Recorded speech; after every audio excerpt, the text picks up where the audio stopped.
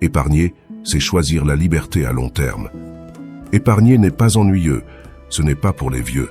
Ce n'est pas être radin, c'est être intelligent. C'est pour ceux qui en ont assez de vivre à la limite, qui ne veulent plus se mettre à genoux à chaque imprévu et qui ont compris que l'argent mis de côté n'est pas une privation. C'est de la liberté différée. Celui qui n'épargne pas s'enchaîne, parce que tôt ou tard, la vie va t'apporter quelque chose d'inattendu, une maladie, une perte, une opportunité. Et si tu n'as aucun matelas, si tu dépenses tout ce qui rentre, tu restes dépendant du patron, du gouvernement, de la famille, de la carte de crédit, de n'importe quoi, sauf de toi-même. Et ça, ce n'est pas vivre, c'est survivre.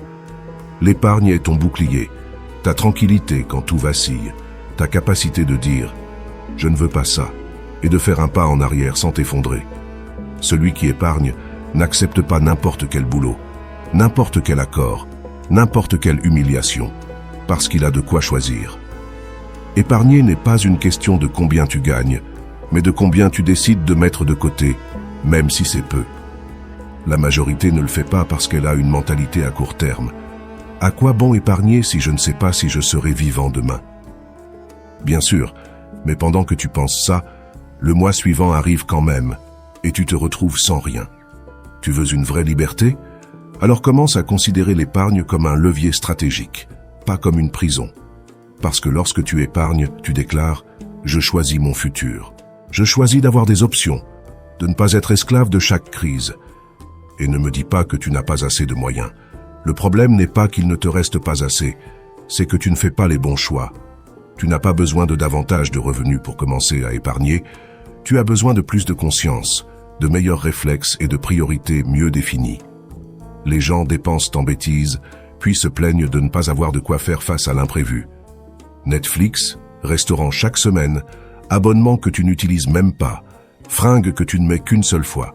Supprime tout cela. Ce n'est pas de la pauvreté, c'est de l'intelligence financière. Tu veux un exercice simple et puissant? Pendant 30 jours, note chaque centime que tu dépenses. Oui, tout, chaque café, chaque taxi, chaque achat irréfléchi. À la fin du mois, regarde. Tu verras où s'échappe ta liberté. Ensuite, mets en place une règle sacrée. Paye-toi en premier. Chaque fois que tu gagnes de l'argent, mets-en une partie de côté, même 5% ou 10%. Mets-le de côté et ne le touche pas. Ce n'est pas de l'argent à dépenser, c'est de l'argent pour te protéger, pour construire, pour avoir des options. Et si possible, rends le processus automatique. Que ça se mette de côté tout seul, sans dépendre de ta volonté, parce que la motivation va et vient. Mais si tu en fais un système, une habitude, ta vie se transforme. L'épargne est la base de ton indépendance. C'est ce qui te permet d'investir, de prendre des risques, de refuser ce que tu ne veux pas, de quitter ce que tu ne dois plus supporter. Et je ne le dis pas en théorie, je le dis parce que je l'ai constaté. Celui qui a un matelas dort plus tranquillement, celui qui n'en a pas vit dans la peur. Le stoïcien connaissait la valeur de la prévoyance. Il ne s'agit pas d'accumuler par peur, mais de se préparer avec sagesse. Celui qui garde de l'argent respire mieux, réfléchit mieux, décide mieux et ne se brade pas. Alors retiens bien ceci. Chaque fois que tu épargnes, tu achètes ta propre liberté. Tu déclares « Mon futur compte ». Tu te bâtis une force financière. Tu crées un filet de sécurité pour ta croissance. Tu veux avoir la paix vraiment? Tu veux entreprendre sans panique? Tu veux diriger ton temps et ton énergie? Alors épargne. Pas par peur, mais par vision. Pas par mentalité de pénurie, mais par stratégie. Parce qu'épargner, ce n'est pas perdre, c'est choisir de vivre libre, même si cela signifie attendre un peu plus aujourd'hui pour ne pas vivre à genoux demain. Si tu aimes ce genre de contenu, abonne-toi maintenant et active la cloche pour ne rien manquer. Laisse un like pour soutenir la chaîne et partage cette vidéo à quelqu'un à qui ça pourrait faire du bien.